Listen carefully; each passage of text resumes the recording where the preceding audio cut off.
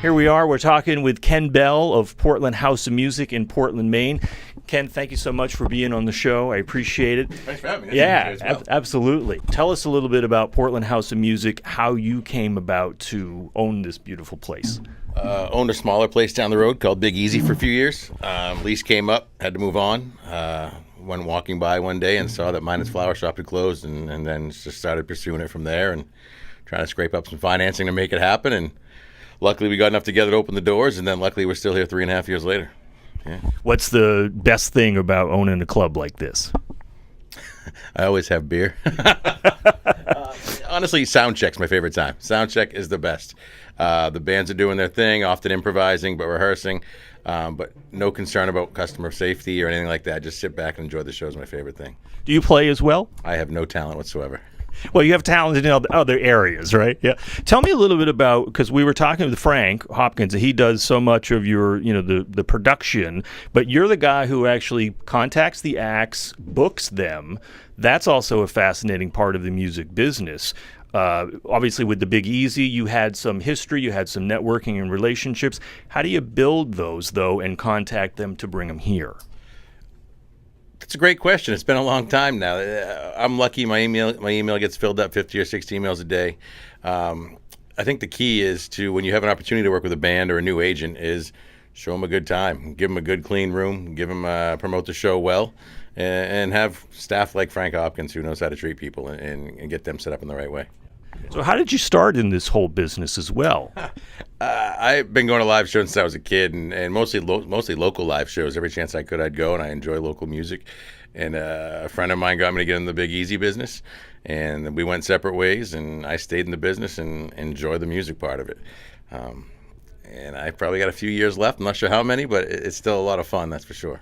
I'm still fascinated by contacting folks. When you first started, how did you go about networking and trying to get, the Big Easy was a blues club, right? Primarily, yeah. So let's just dream a little bit. If you wanted Buddy Guy, the top of the blues heap, Joe Bonamassa, he wasn't around back then, but, how would you connect with these guys to say, come on to my club?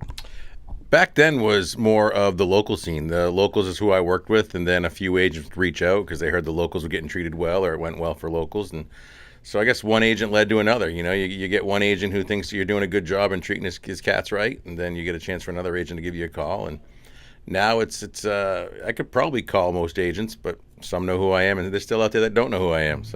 So it really goes back to relationships and networking, being a people person, treating people right, and building those relationships. I think that's 100% right there. Yeah. Got it. Yeah. My job. No, it sounds like you're doing a great job, so I don't want to get in the way. I just want to sort of know about it. For somebody who wants to do some of what you're doing, Ken, how can they start with that? Find someone you believe in. Find a band you believe in or an artist you believe in, and start promoting the best you can. Promotion's easiest when it comes from the heart, and it's really what you believe, what you're putting on stage. It's really hard to promote something that you don't believe in, so follow a passion. And if your passion's there, whether it's music or something else, I think that's good advice for anything. Just follow your passion. So who do you got coming up for 2019 that you're really excited about that's going to come to Portland House of Music? This kind of goes back to me being the local guy. Like, we have a girl who bartends here, actually. Her name's Gina. She does Gina and the Red Eye Flight Cruise on Monday nights. That 150 to 180 people every Monday throughout the summer. We have a local band called Maine Dead Project. They do Grateful Dead covers, but with like a funk twist. They just got invited to go to a tour to a festival in Rincon, Puerto Rico, which is exciting. I enjoy the locals because they've mostly been to my house and we know each other. And if I do well, they care, and if I don't, they don't.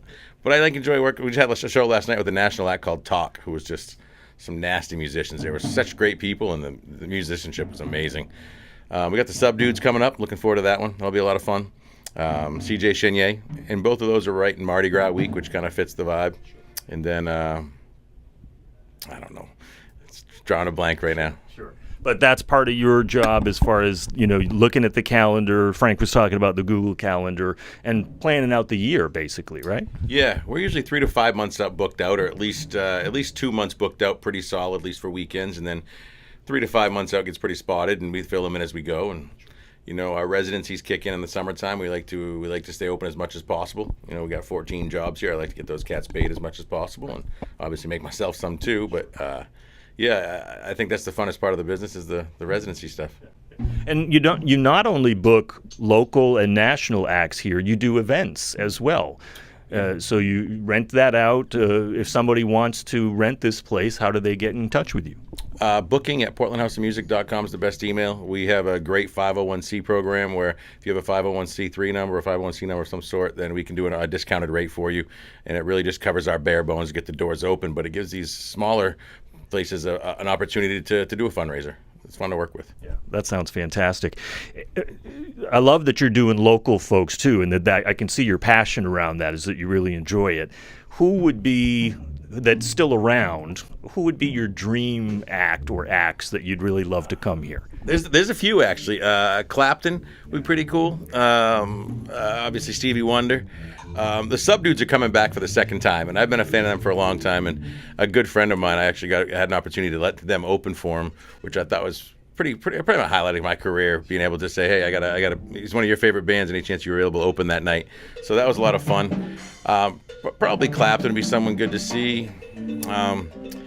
Justin Timberlake in this room might be a little small for as much of a performer he is, but it'd be fun to watch him tear up my stage. It'd be fun. He's an amazing performer, right? He really is. Yeah.